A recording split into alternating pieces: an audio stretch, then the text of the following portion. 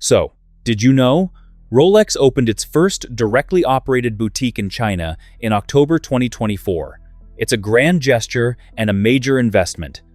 It's the first time they've ever run one themselves in that country. And they did it at the exact moment Swiss watch exports to mainland China were down 42% year over year. You might think that's confidence, but it's panic dressed in a green crown. Because the brand gaining ground isn't from Geneva, it's from Shenzhen, and it's been in space. The story nobody is telling. Here's what most coverage gets wrong about this story. It isn't about movement quality. It isn't about homage watches or cheap clones or the Seagull ST2130 squaring off against the ETA 2824. This is about something far more dangerous to Rolex, a Chinese brand that figured out the one thing Switzerland cannot manufacture, which is cultural meaning. And it's deploying that meaning in the world's most important watch market at precisely the moment Chinese consumers are quietly deciding a Rolex doesn't carry what it used to. The brand is Feitai, pronounced Feiya, founded in Shenzhen in 1987. First watch company to list on China's stock exchange. And it hasn't spent 23 years quietly building the most credible watchmaking heritage story in Chinese history by accident. What's happening right now isn't a product story, it's a loyalty story. Those are harder to fight because you can price match a product. You cannot acquire a loyalty that took 2 decades of space program contracts to build. Not with a marketing budget, not with a boutique opening, not with a new dial colorway. The record either exists or it doesn't. Feitai's record exists, and almost nobody outside China knows what's in it. If you've ever walked past a Feitai counter in a Chinese mall and just kept moving, drop a comment. Because millions of Chinese consumers are no longer walking past. Dear Geneva, listen. In 2023, mainland China and Hong Kong combined spent more than 5 billion Swiss francs on watches. That's the largest luxury watch spending bloc on Earth. The Swiss export figures hit a record 26.75 billion Swiss francs across the whole year. Geneva was celebrating. Then it reversed, fast. By March 2024, Swiss watch exports to mainland China had dropped 42% year over year, according to China Customs data. Hong Kong fell 44% in the same period. For the full year of 2024, the Federation of the Swiss Watch Industry reported Swiss exports down 2.8% to 25.9 billion Swiss francs. The China number drove most of that damage. The simple explanation is macroeconomics, housing crisis, youth unemployment running high, Chinese middle-class consumers getting cautious with discretionary spending. There was a real estate correction of historic proportions happening in the background of all of this. All of that is true and documented. But there's a second current underneath the economic one that doesn't appear in the FHS quarterly reports, and that nobody in Geneva wants to say out loud at a trade dinner. The Rolex built its Chinese dominance on a specific buyer type, the upwardly mobile professional in their 30s and 40s who use the watch as a signal. A submariner on the wrist said, "I've arrived. I can afford this. I am someone who belongs at this table." That signal worked for 30 years because Rolex controlled the cultural code it pointed to. Success looked Western. Aspiration pointed outward. The generation behind those buyers grew up differently. Bain & Company estimated that by 2030, Generation Z will account for 25 to 30% of global luxury consumption globally. In China specifically, that means consumers who watch Chinese rockets go up, Chinese tech companies become global giants, and Chinese athletes win gold on home soil. They're not anti-luxury, they're pro-meaning. And the meaning they're shopping for doesn't need to come from Geneva. Jing Daily, one of the sharpest trackers of Chinese luxury consumer behavior, ran a piece in early 2025 with the headline, "Forget Rolexes. China's elite want culture-rich escapes." That's not a watch story. That's an identity story. The elite Chinese consumer isn't moving away from luxury. They're moving toward a different version of it. One rooted in Chinese achievement, Chinese innovation, Chinese national pride. And Feitai is the watch brand that has been quietly building the exact position to absorb those purchasing decisions for 23 years, with a heritage story nobody else can replicate. There's a specific detail from the 2024 Swiss watch export data that keeps getting buried in the general recession narrative. China's numbers didn't fall because Chinese consumers stopped buying watches. The domestic watch platform data from major Chinese e-commerce sites showed counter-trend growth in Chinese brand purchases through the same period. FIYTA ranked first in domestic watch brand turnover during the 2024 618 shopping festival. The money didn't leave the category, it redirected. And the redirecting wasn't random. It followed the emotional logic of what was happening in Chinese culture more broadly. The consumer who chose a domestic electric vehicle over a German sedan in 2023, who bought Mutai instead of French wine at a business dinner, who wore Chinese streetwear brands with pride rather than apologetically, that consumer was also available to choose a domestic watch. Not because it was cheaper, not because it performed better mechanically, because the story behind it felt like theirs, not something borrowed from a country they've never lived in. Rolex has never had to compete on story in China before. They've competed on aspiration, on scarcity, on resale value, on the green crown as an instantly recognizable status signal. Those advantages are still real for a significant portion of the market, but they're not working the way they used to for the portion that's growing fastest. And the brand that's been quietly building the alternative story for 23 years is the one positioned to catch that consumer when the standard Swiss answer stops feeling automatic. So, how does a brand from Shenzhen end up holding that position? That part requires going back to 2000 and a secret test nobody in the watch industry knew was happening. Before we move on to the next part, let me tell you this. Most people don't realize this, but buying a watch the wrong way can cost you thousands, and you won't even notice it until it's too late. That's why I created a complete insider guide to buying watches. The goal is simple. I'll help you stop guessing and start buying smart. You'll find the guide in the pinned comment and description. Now, let's move on to the next part. The secret test that changed everything.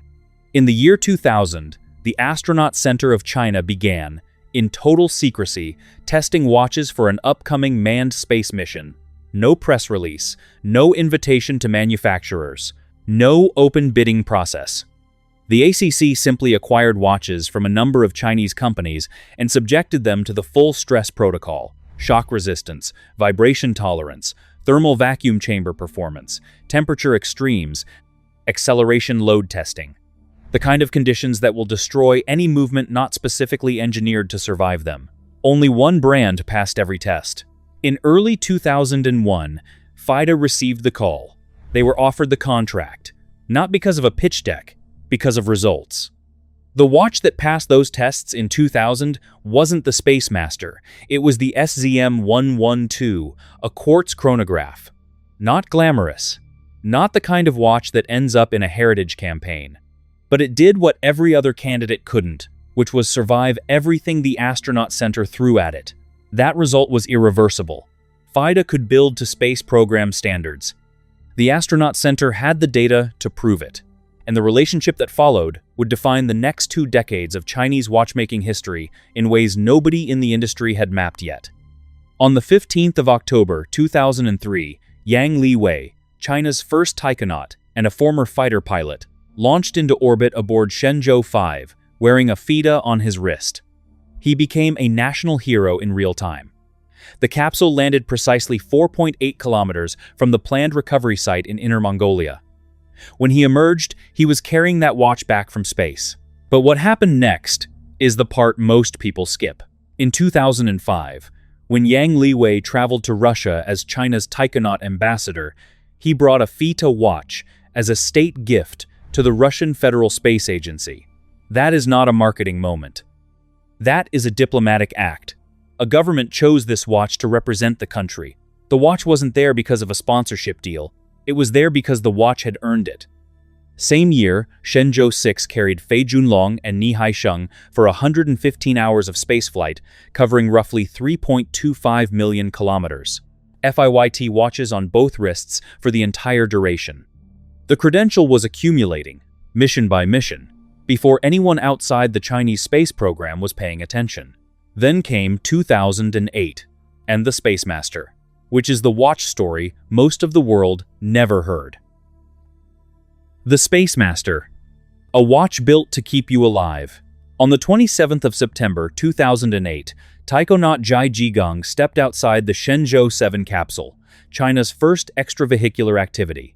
Broadcast live, millions watching, and on his wrist, outside the spacesuit in the vacuum of space, was a 54mm titanium chronograph that FIDA's engineering team had spent 3 years building from scratch.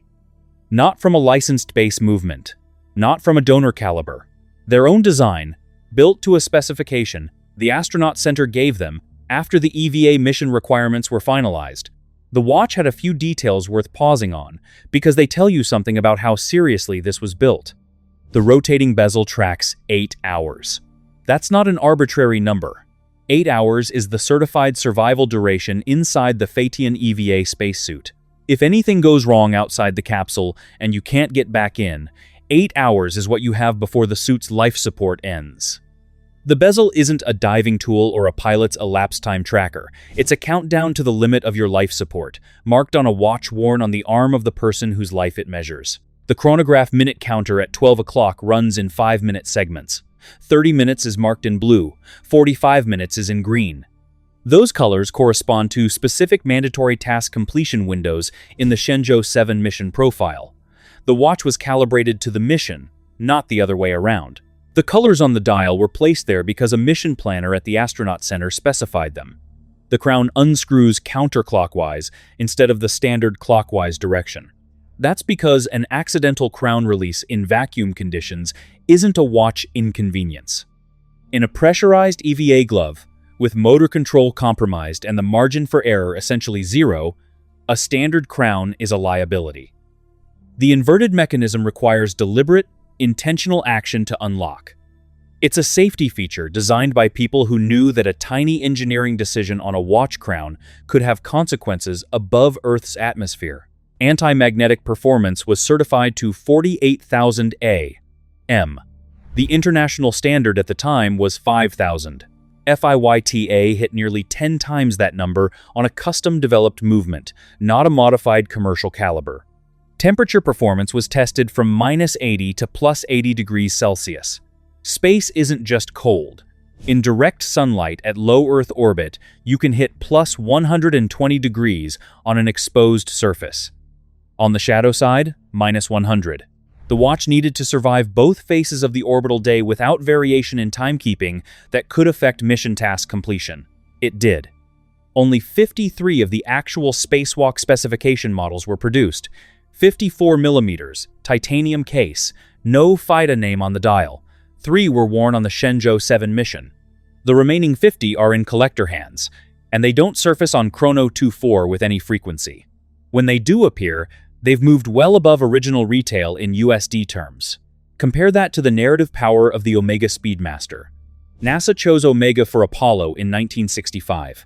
That story has generated billions in brand equity over 6 decades. The Moonwatch is one of the most commercially successful heritage plays in luxury goods history, and it's built entirely on a 60-year-old government contract. Omega didn't design the Speedmaster for space. NASA chose a watch that already existed after testing several candidates. The story is real, and the credential is earned. But the watch was not purpose-built for what it went on to do. FIYTA built their space watch specifically for the mission. The bezel, the crown direction, the chronograph colors, the movement itself. All of it was designed in response to what the astronaut center asked for. There's a difference between a watch that passed a test and a watch that was built to pass a specific test and then built some more because the test kept getting harder. FIDA has a version of the Speedmaster story. It's 23 years old. It belongs to China, and most of the world still hasn't heard it. Since the Spacemaster went to orbit in 2008, more than 20 Chinese taikonauts have worn FIDA watches on Shenzhou missions. Shenzhou 7, 9, 17, 18, 19. Every mission is another entry in a logbook that the Astronaut Center of China signs off on. You can't buy that log. You can't manufacture it retroactively. It exists because someone passed a test in 2000 that nobody else passed, and then spent 2 decades honoring the contract. Honestly, I keep coming back to the 2005 state gift moment. Yang Liwei, in Russia, representing China's space program, choosing a FIDA to hand to the Russian Federal Space Agency. That decision was made at government level. It reflects how the Chinese state perceives this brand. And in China, government perception and consumer perception are not separate universes. All of which raises a question the market is starting to ask. Can FIDA take that heritage and turn it into something that actually competes at scale? The answer to that is more interesting than it looks. The business behind the heritage. FIYTA isn't a small workshop surviving on space credentials and government goodwill. They're a publicly listed company on the Shenzhen Stock Exchange, where they've traded under the code 000026 since 1993. They operate under AVIC, the Aviation Industry Corporation of China, the same state-owned conglomerate whose other divisions build China's strategic transport aircraft, Chengdu J-20 stealth fighters, civilian airliners, and much of the hardware behind China's aerospace program. That corporate lineage provides access to testing infrastructure, aerospace-grade materials, and defense IP that no independent watchmaker anywhere in the world can simply purchase or license. The AVIC connection is worth pausing on because it explains something about how FIDA builds watches that competitors at their price tier structurally cannot replicate. When FIDA wants to validate a new titanium alloy for a case, they have a parent company that tests titanium alloys for aircraft. When they develop lubricants for movements designed to operate at extreme cold, they have access to aerospace lubrication engineering expertise that their watchmaking division can draw on. The watch company is a small revenue line within a very large conglomerate, but the resources that flow to it from the parent are not proportionate to the watch revenue. They're proportionate to national strategic interest in having a prestige brand that can carry Chinese aerospace identity to a global consumer market. That's a different kind of backing from anything a private Swiss company can access. Their subsidiary, Harmony, is the single largest luxury watch distribution network in mainland China. When a mainland Chinese consumer walks into a Harmony boutique to buy a Rolex Submariner, a Patek Philippe Aquanaut, or an IWC Pilot, they're buying through a FIDA-affiliated company. FIYTA moves the Swiss. FIYTA services the Swiss. FIYTA holds the customer relationship from purchase through after-sale care and eventual resale conversation. So when someone at FIDA's headquarters looks at what Rolex sells through Harmony, they're not looking at a competitor from the outside. They're looking at their own throughput data. The purchase age, the occasion, the customer profile, which models move quickly and which sit. They've watched that data for years. And they've watched the customer cohort that drove Rolex's Chinese dominance in 2015 age out of their most active buying years, while the cohort arriving behind them carries different cultural references and different questions about what wearing a certain watch is actually saying. You don't need a market research firm to identify a generational shift when you're distributing watches to both generations and watching the transaction data in real time. So, what did FIDA do with that intelligence? They stopped positioning against Swiss craft and started positioning against Swiss meaning. They doubled down on the one story Rolex can never tell in China, because it belongs to China, was built before any consumer marketing campaign could have manufactured it, and comes with a 23-year paper trail signed by a national space authority. The execution is specific and has been accelerating. At the 2024 Zhuhai International Aviation Exhibition, FITA had product launches tied directly to Chinese aerospace milestones. The Yun 20 Fortune model is named for China's Y-20 Kunpeng strategic transport aircraft and produced in collaboration with the AVIC division that built the plane. It pulls design language from aviation instrumentation. The caseback features the aircraft silhouette. It's not an aviation homage. It's a collaboration with the actual program. The difference matters to the consumer who cares about authenticity. The Shenzhou 19 limited edition was released to align with the 2024 Shenzhou 19 launch and sold out quickly on FIDA's Tmall storefront. Not because of the movement, because of what that watch meant at that moment to someone watching the launch on Douyin and feeling something about it. During the 2024 618 Shopping Festival, FIYTA's e-commerce gross merchandise value ranked first among domestic Chinese watch brands. In the 2025 semi-annual report, aerospace co-branded models were tracking at 78% year-over-year sales growth. That number doesn't come from stealing customers from Rolex. It comes from accessing a buyer who Rolex was never fully reaching because Rolex's story isn't their story. What would make you choose a watch from a brand you'd never heard of over a brand you've known your whole life? The car industry already told this story. There's a parallel in the Chinese car industry that people in the watch trade are starting to reference privately, even if they won't say it publicly. 10 years ago, the assumption in global luxury goods was firm. Domestic Chinese manufacturers could produce affordable vehicles for price-sensitive domestic buyers, but prestige was the permanent property of European and Japanese marques. Someone with real wealth in China bought a Mercedes or a BMW. The idea of a Chinese car competing seriously for that wallet was considered a decade away at minimum, and probably more. Then something shifted. Not in the products initially, in the frame. Chinese automakers stopped trying to make cheaper European cars. They started making specifically Chinese ones. Products built around Chinese roads, Chinese digital infrastructure, Chinese consumer preferences about what a car's interior should feel like and what its software should connect to. Design language that didn't apologize for its origin. Features that Swiss roads and German design priorities had never prompted European manufacturers to build. By 2025, the Huawei Makestro S800, positioned as an explicit alternative to the Maybach, was outselling European luxury sedans in China, not offering an alternative. Outselling. And SJX Watches, one of the most credible independent publications in the trade, noted in their 2026 industry outlook that the pattern developing in Chinese watchmaking right now looks like the early chapters of that story. The watches are still mixed across the category, but the trajectory of the leading brands is not. FIDA's advantage over other Chinese watch brands in this transition is the one thing it took Chinese car makers years to build from scratch: a verified premium heritage, not a manufactured one. Not marketing copy dressed up as history. An actual 23-year record of government contracts, mission deployments, and real engineering tests in conditions that would have destroyed any movement not built for them. Seagull makes interesting movements. San Martin makes well-finished cases at prices that undercut Swiss equivalents by 80%. Those are valuable products with real audiences. But their products, FIYTA has a program. The difference between a product and a program is the difference between a watch that's interesting and a watch that means something.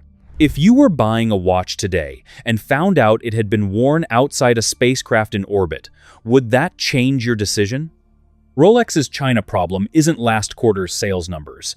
It's the shape of what's coming, and that shape is generational. The generation that doesn't need to borrow. Status symbols don't lose generations dramatically. No manifesto gets issued. No trend piece marks the exact date. What happens is quiet.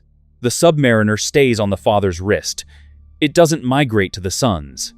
The 32-year-old engineer in Shenzhen, with disposable income and strong aesthetic opinions, looks at the Rolex Datejust and feels something slightly different from what her parents felt. Not rejection, just distance.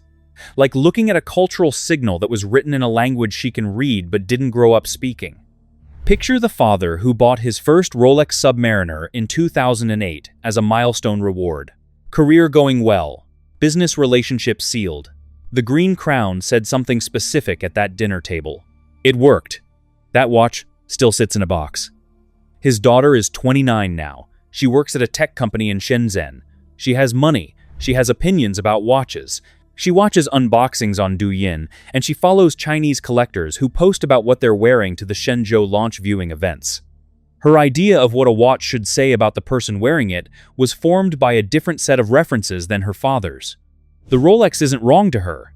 It just doesn't feel like hers. And the watch that keeps showing up on the wrists of Chinese taikonauts returning from space does. That consumer exists in large numbers. Her relationship with the Swiss watch category is not fixed. FIYTA is spending aggressively on exactly this moment. When Rolex opened its Shanghai boutique in October 2024 at the Taikoo Hui Mall, they were solving a distribution problem, being more present, more service-oriented, more in control of the customer relationship at the premium end. That's a reasonable response to losing ground in a key territory. What it doesn't address is the meaning problem. You can open a boutique in any mall you can afford. You cannot open a space program. The Omega Speedmaster has been extracting commercial value from the Apollo story for 60 years. One government contract, one series of missions, worn by Armstrong and Aldrin. That story has sustained a premium for 6 decades and counting, across generations of consumers who weren't alive for the original mission and who've never seen the hardware in person. The lesson from Omega is that space heritage compounds. It doesn't expire with the program. It becomes the brand's anchor identity across decades of buyers who encounter the watch in a completely different context than the one that created the credential. FIYTA has been running their version of that program since 2003. Their space record is more recent, more continuous, and specifically tied to China's current national identity rather than to a Cold War race that ended before most of their target consumers were born. The Speedmaster story is American, adopted by a Swiss brand, resonant with audiences who find the Apollo program inspiring. FIYTA's story is Chinese, owned by a Chinese company, told to Chinese consumers who are actively looking for reasons to feel something about a watch made in their country. The compound value of that story hasn't hit scale yet. It's starting to. The brands that have been dismissing FIDA on the grounds of price point or domestic market focus are going to find that compound interest is very difficult to compete against once it's established momentum. Before we close, one thing worth saying clearly for anyone making a buying decision right now. What this means for your collection. If you're in the $1 to $1,000 to $2 to $1,000 range and you care about what the watch stands for and not just what it runs on, FIDA deserves to be on your list. Not because of the movement. At this price point, you're buying story as much as you're buying mechanism, and the FIDA story is one of the most specific and verifiable at any price. A manually wound in-house chronograph movement, designed to spec for extravehicular activity in orbit, certified by China's National Testing Authority, worn outside a spacecraft at -80 degrees. You can look that up. The documentation exists. This is not inspired by adventure. This is a performance record. Let's be honest about what that means mechanically too, so nobody walks away with the wrong picture. At the $1 to $1,000 to $2 to $1,000 price point, FIDA's standard production mechanical movements are solid, reliable, well-regulated. They're not operating at the level of a Swiss manufacture movement with in-house finishing and a chronometer certificate from COSC. If you need that, this isn't the conversation. What FIDA brings to this price band is engineering that comes from an unusual direction. Aerospace materials choices that you won't find in a competing Swiss entry-level dress watch, and a level of documentation around real-world performance testing that most watch companies don't have because they've never been asked to provide it by a space agency. The Spacemaster itself is the reference that matters most for the collector thesis. 53 units. 3 went to space. The others are in private hands. When they surface on secondary markets, which isn't often, the price movement tells you something is happening in the collector conversation around this reference. Not at Patek Philippe Aquanaut levels. But the trajectory is not flat. For collectors tracking where the next serious area of collector interest develops, FIYTA sits at the intersection of two trends that are both accelerating simultaneously. Non-Western watch heritage is becoming its own collector category, distinct from the Asian watch market conversation. Japanese watches had their collector moment globally. That moment created sustained secondary market premiums that hadn't existed a decade earlier. Chinese watches, as a collector category separate from Chinese consumers buying Swiss watches, are earlier in that curve. And cultural pride as a luxury signal in China is going to drive demand in the world's largest watch market for at least the next decade. A brand at the center of both of those currents, with documented heritage that predates both of them, is worth serious attention before the secondary market prices that attention into every transaction automatically. Younger Chinese collectors are wearing FIYTA alongside their Swiss pieces, not instead of them. That's how every category shift starts. As an and, not an instead.